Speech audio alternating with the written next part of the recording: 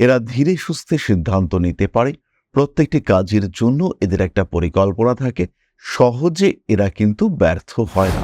এই মানুষগুলির মধ্যে system follow করবার প্রবণতা, ডেডিকেশন এগুলো যথেষ্ট মাত্রায় দেখতে পাওয়া যায় এবং জীবনের বিভিন্ন দিকের মধ্যে অ্যাডজাস্টমেন্ট এই কাজটি এরা ভীষণ ভীষণ ভালোভাবে করতে পারে। সরু বা পাতলা ভ্রুওয়ালা ব্যক্তিত্ব, তারা শৈশবে আদর, যত্ন ইত্যাদি থেকে কিছুটা বঞ্চিত হয়ে থাকেন। এই মানুষগুলি অর্থনৈতিক দিক থেকে কিছুটা হলেও দুর্বল হয়ে থাকেন এবং যতটা অর্থ উপার্জন করা এদের উদ্দেশ্য বা যতটা এরা ডিজার্ভ করেন, যে পরিমাণ পরিশ্রম করেন সেই অনুযায়ী আউটপুট তারা কিন্তু পান না এবং না বুঝে জেদ করবই এরকম একটা মেন্টালিটি তাদের ক্ষেত্রে দেখতে পাওয়া যায়। জীবনের কোনো রকম বক্রগতি তারা পছন্দ করেন না, একদমই সোজা পথে হাঁটা এইটা তাদের সবসময় পছন্দ হয়ে থাকে। তো যাদের ভ্রু এই ধনুকের মতন বেঁকে গিয়ে থাকে, বেশ অনেকটা রাউন্ড শেপের হয়, তাদের ক্ষেত্রে কিন্তু আর্টিস্টিক টেন্ডেন্সি দেখতে পাওয়া যায়। তারা জীবনের প্রত্যেকটি বিষয়কে খুব ছোট্ট ছোট্ট সুখ, খুব ছোট্ট ছোট্ট আনন্দকে উপভোগ করে। এরা ক্রিয়েটিভ, এরা পরিশ্রমী, কিন্তু ভাগ্যের সহযোগিতা এরা সবসময় পায় না। প্রচুর পরিশ্রম, প্রচুর প্রচেষ্টা এই সমস্ত করবার পরে কিছুটা স্টেবিলিটি খুঁজে পাওয়া এইটা এদের ক্ষেত্রে দেখতে পাওয়া যায়। কোনো না কোনো কারণের সমস্যা, অস্থিরতা এদেরকে ফেস করতেই হয়। যতই চেষ্টা করুক না কেন, বাধা বিপত্তি, সমস্যা, প্রতিবন্ধকতা এগুলি যেন এদের সঙ্গেই লেগে থাকে।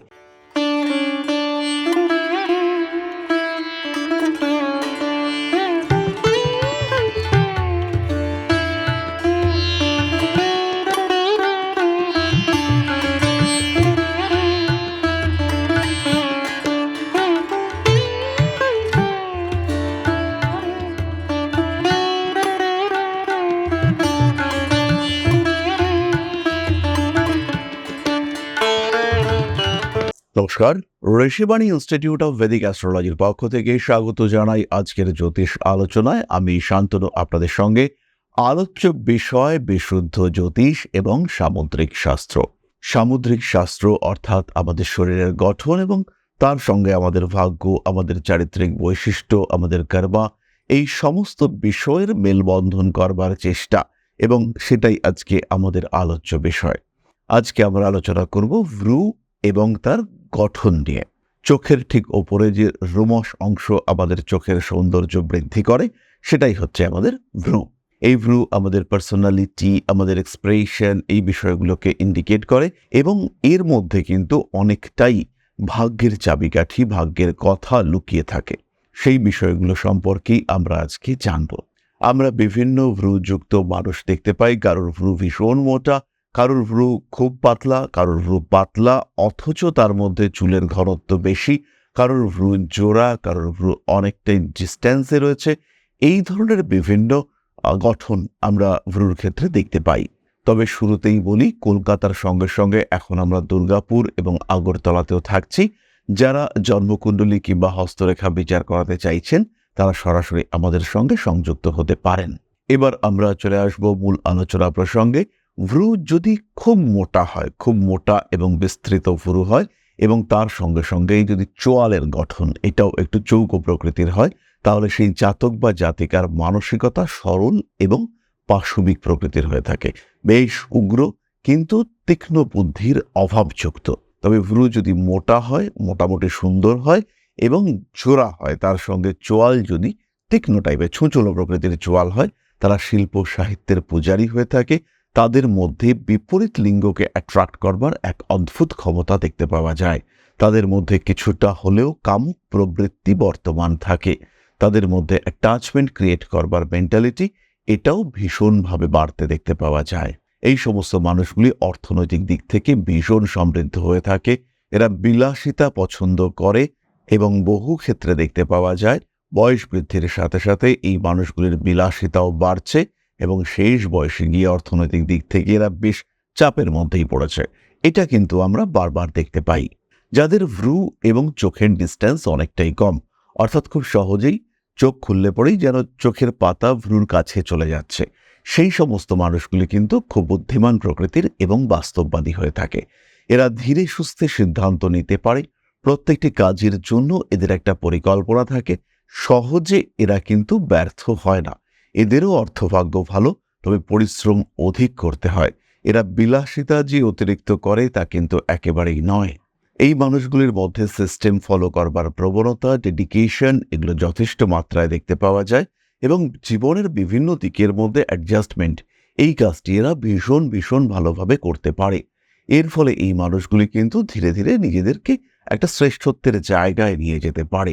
রাজনৈতিক ক্ষেত্রেও এই মানুষগুলির দক্ষতা থাকে এবং এরা বিচক্ষণ, চিন্তাশীল, জ্ঞানী, ব্যবহারিক জ্ঞান সম্পন্ন এবং জীবনের বিভিন্ন অনুভূতি, অনুভব, অভিজ্ঞতা সমস্ত কিছুর মধ্যে একটা সমন্বয় সৃষ্টি করতে পারে।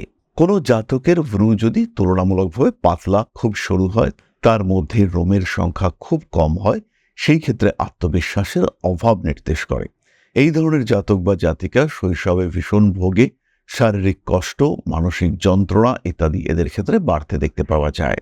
সরু বা পাতলা ভ্রুওয়ালা ব্যক্তিত্ব তারা শৈশবে আদর, যত্ন ইত্যাদি থেকে কিছুটা বঞ্চিত হয়ে থাকেন। এদের হাতের গড়ন যদি সুন্দর হয়, চোয়াল যদি চতুষ্কোণ আকৃতি বিশিষ্ট হয়, সেই ক্ষেত্রে তারা খেলাধুলার ক্ষেত্রে উন্নতি করতে পারে। প্রচুর পরিশ্রম করবার ক্ষমতাও তাদের মধ্যে থাকে, কিন্তু কনসিস্টেন্সির অভাব, লেগে থাকা, একটা কন্টিনিউয়াস ডেভেলপমেন্টের অভাব এদের ক্ষেত্রে দেখতে পাওয়া যায়। এই মানুষগুলি অর্থনৈতিক দিক থেকে কিছুটা হলেও দুর্বল হয়ে থাকেন এবং যতটা অর্থ উপার্জন করা এদের উদ্দেশ্য বা যতটা এরা ডিজার্ভ করেন, যে পরিমাণ পরিশ্রম করেন, সেই অনুযায়ী আউটপুট তারা কিন্তু পান না। সেখানে একটা ঘাটতি, সেখানে একটা ল্যাকিং সেটা দেখতে পাওয়া যায়। যে সমস্ত জাতক বা জাতিকার ভ্রু থেকে আই লেভেল অনেকটাই নিচে, তারাও কিন্তু সরল প্রকৃতির হয়ে থাকেন, তবে তারা প্রচণ্ড জেদি হয়ে থাকেন এবং না বুঝে জেদ করবই এরকম একটা মেন্টালিটি তাদের ক্ষেত্রে দেখতে পাওয়া যায়। এই ধরনের মানুষগুলি শিক্ষার ক্ষেত্রেও কিছুটা বাধাপ্রাপ্ত হয়ে থাকেন এবং সাধারণত নিম্নমানের কাজকর্ম এদের ক্ষেত্রে করতে হয়। যাদের দুটি ভ্রুর মধ্যে অনেকটাই গ্যাপ থাকে, তারাও কিন্তু সহজ সরল এবং স্ট্রেট ফরওয়ার্ড হয়ে থাকেন। তারা যে বুদ্ধিমান নন তা কিন্তু একেবারেই নয়।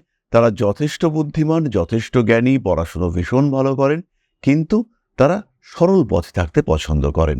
জীবনের কোনো রকম বক্রগতি তারা পছন্দ করেন না। একদমই সোজা পথে হাঁটা, এইটা তাদের সবসময় পছন্দ হয়ে থাকে। কোনো দিকে না তাকিয়ে সরল পথে গমন, এটাই তারা সবসময় করে থাকেন। কোনো কোনো জাতকের ক্ষেত্রে আমরা দেখতে পাই ভ্রুটা স্ট্রেট রয়েছে, আবার কারোর ক্ষেত্রে ভ্রু কিন্তু একদম ধনুকের মতো বেঁকে গিয়েছে। তো যাদের ভ্রু এই ধনুকের মতন বেঁকে গিয়ে থাকে, বেশ অনেকটা রাউন্ড শেপের হয়, তাদের ক্ষেত্রে কিন্তু আর্টিস্টিক টেন্ডেন্সি দেখতে পাওয়া যায়। তারা জীবনের প্রত্যেকটি বিষয়কে খুব ছোট্ট ছোট্ট সুখ, খুব ছোট্ট ছোট্ট আনন্দকে উপভোগ করে এবং জীবনের বিভিন্ন দিকে তাদের একটা অপ্রতিরোধ্য গতি দেখতে পাওয়া যায়। এরা খেলাধুলার ক্ষেত্রে ভালো হয়, বিভিন্ন কলা বিদ্যা, সেগুলি আর্ট হতে পারে, ডান্স হতে পারে, মিউজিক হতে পারে, সেই সমস্ত ক্ষেত্রে কিন্তু এদের যথেষ্ট ভালো রকম নলেজ থাকে। আবার যাদের ভ্রু একদম স্ট্রেট প্রকৃতির হয়, তাদের মধ্যে মঙ্গলের প্রভাব দেখতে পাওয়া যায়। তারা কিন্তু একটু স্ট্রেট ফরওয়ার্ড, উগ্র প্রকৃতির, রেগে যাওয়ার টেন্ডেন্সি থাকে এবং তাদেরকে ব্যতিব্যস্ত করে তোলাও কিন্তু খুবই সহজ। কিছু কিছু জাতকের ক্ষেত্রে ভ্রুর ওপরের দিকে একটা ছোট্ট বিবর্ধিত অংশ দেখতে পাওয়া যায়, একটা ছোট্ট অংশ বেরিয়ে থাকে। এই ধরনের জাতকের জীবনে কিন্তু বারবার ঘটনা প্রবাহ পরিবর্তিত হয়। এরা ভীষণ ক্রিয়েটিভ হয়ে থাকে। জীবনের সুখ, দুঃখ, আনন্দ, স্বচ্ছন্দ প্রত্যেকটি বিষয়ের মধ্যে একটা ব্যালেন্স করবার টেন্ডেন্সি এদের ক্ষেত্রে দেখতে পাওয়া যায়। এরা ক্রিয়েটিভ, এরা পরিশ্রমী, কিন্তু ভাগ্যের সহযোগিতা এরা সবসময় পায় না। প্রচুর পরিশ্রম, প্রচুর প্রচেষ্টা এই সমস্ত করবার পরে কিছুটা স্টেবিলিটি খুঁজে পাওয়া, এইটা এদের ক্ষেত্রে দেখতে পাওয়া যায়।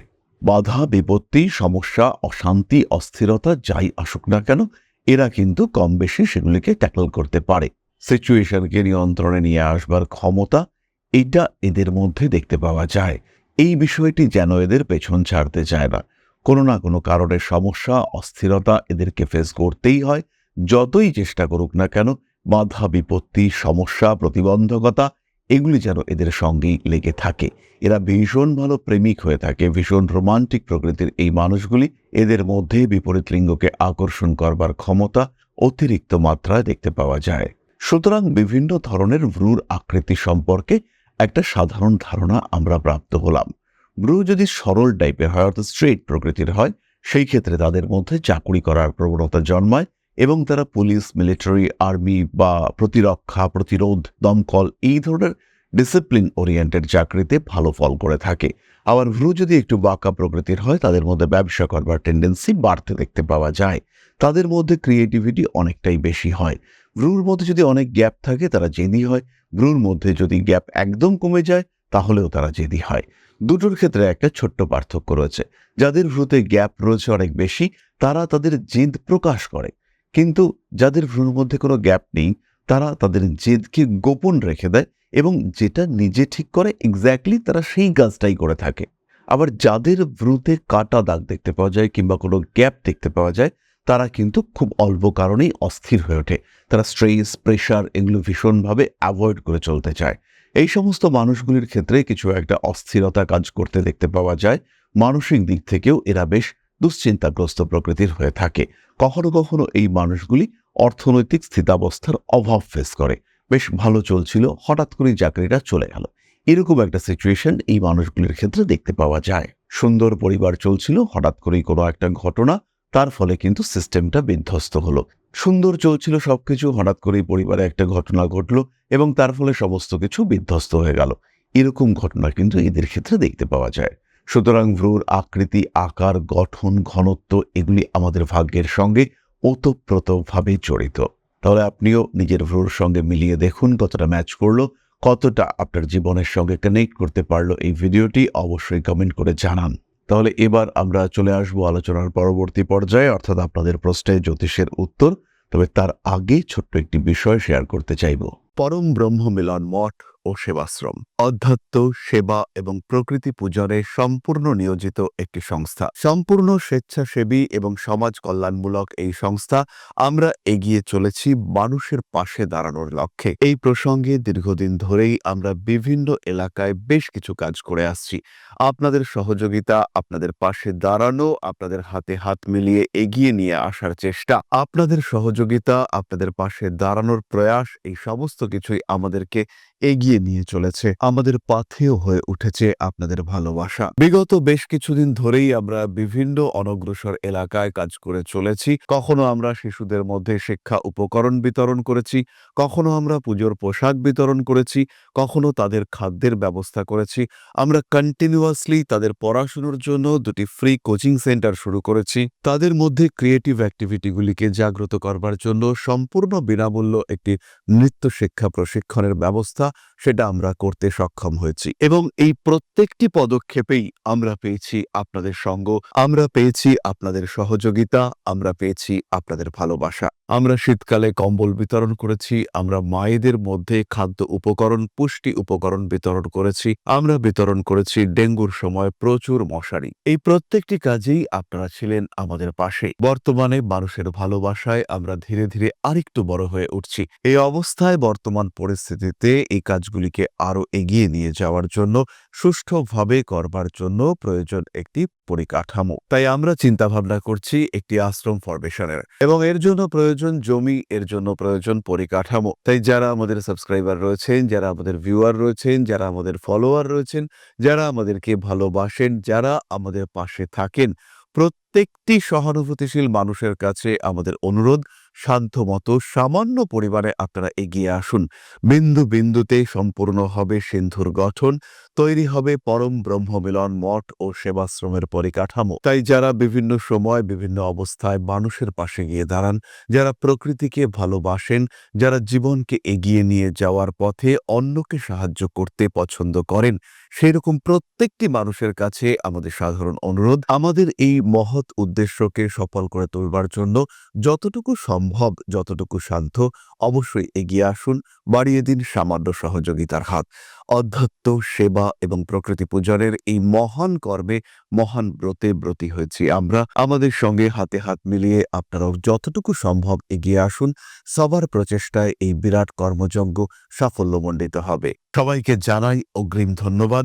আমরা জানি আপনাদের সহযোগিতা আমরা পাবো। বেশ কিছুদিন ধরেই বহু মানুষ আমাদেরকে সাহায্য করে চলেছেন, কারণ আমাদের ইন্ডিভিজুয়াল সামর্থ্য অতি ক্ষুদ্র।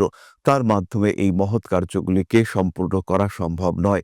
তাই প্রত্যেকের ছোট্ট ছোট্ট সহযোগিতার হাত আমাদেরকে এগিয়ে নিয়ে চলেছে। আমরা এগিয়ে চলেছি সাফল্যের লক্ষ্যে। আপনাদের ভালোবাসা এভাবেই আমাদের পাশে থাক, আমরা সফল হবই। তাহলে আমরা চলে আসি আপনাদের প্রশ্ন পর্যায়ে। প্রশ্ন করেছেন Maitri Das. Date of birth 17/2/1997, place of birth Ranaghat, time of birth সকাল 7টা। এই বছর কি বিয়ে হওয়ার সম্ভাবনা আছে? যদি না থাকে কবে হবে সেটা অবশ্যই জানাবেন। এই বছর মৈত্রী অবশ্যই তোমার বিয়ে হওয়ার সম্ভাবনা রয়েছে। অক্টোবরের 10 তারিখের পরে বিবাহ যোগ প্রকট হয়ে উঠবে।